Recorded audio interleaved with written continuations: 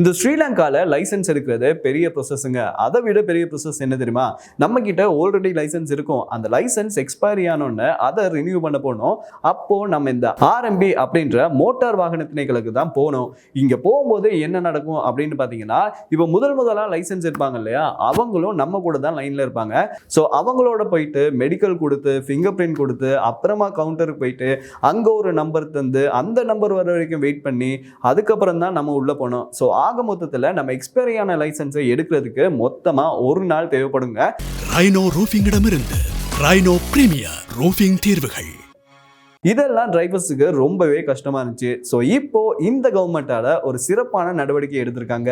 அது என்ன நடவடிக்கை அப்படின்னு பார்த்தீங்கன்னா, உங்ககிட்ட ஆல்ரெடி லைசன்ஸ் இருந்து அது எக்ஸ்பைரி ஆயிடுச்சு அப்படின்னு வைங்களேன், நீங்க வந்து இந்த ஆர்எம்பின்னு சொல்லுவாங்க இல்லையா, அதாங்க மோட்டார் வாகன திணைக்களம் இருக்கு இல்லையா, அங்க போகாம இப்போ நுகேகொட தேசிய போக்குவரத்து நிறுவனத்துல உங்களுக்கு ஈஸியா உங்களுடைய லைசன்ஸை வந்து ரினியூ பண்ணிக்கலாம் அப்படின்னு சொல்றாங்க. இப்போ ஸ்ரீலங்காவை பொறுத்த வரைக்கும் பார்த்தீங்கன்னா, லைசன்ஸ்லயே டிஃப்ரெண்டான லைசன்ஸ் இருக்கு.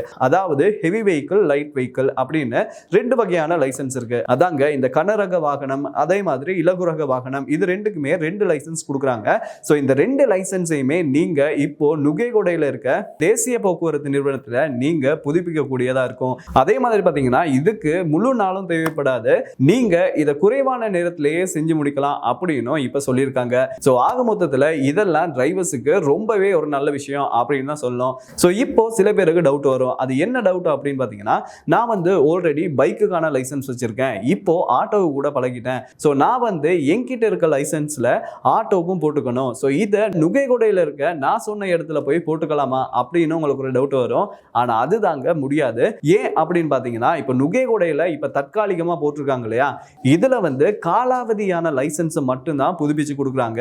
உங்கள் லைசன்ஸில் ஏதாவது மாற்றங்கள் ஏற்பட்டாலோ, அதில் நீங்கள் ஏதாவது ஆட் பண்ணணுமோ, இல்லைன்னா உங்கள் லைசன்ஸில் ஏதாவது மாற்றங்கள் செய்யணும்னா நீங்க ஸ்ட்ரைட்டா ஆர்எம்பிக்கு தான் போகணும். நுகேகொடையில உங்களால இதை செஞ்சிக்கவே முடியாது.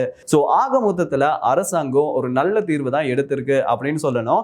ஏன் அப்படின்னு பார்த்தீங்கன்னா, நான் கூட சில மாசங்களுக்கு முன்னாடி என்னுடைய லைசன்ஸை ரினியூ பண்றதுக்காக போயிருந்தேன். அப்போ நான் பட்ட பாடு இருக்கு இல்லையா, அது வந்து ஒரு பெரிய பாடுங்க.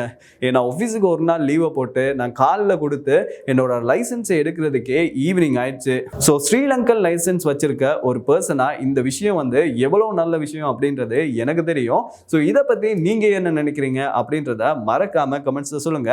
இன்னொரு வீடியோவில் உங்களை சந்திக்கும் வரை உங்களிடமிருந்து விடைபெறும் நான் விஜய் அருண், கேமராமேன் ரிஷி அருணுடன். நன்றி, வணக்கம்.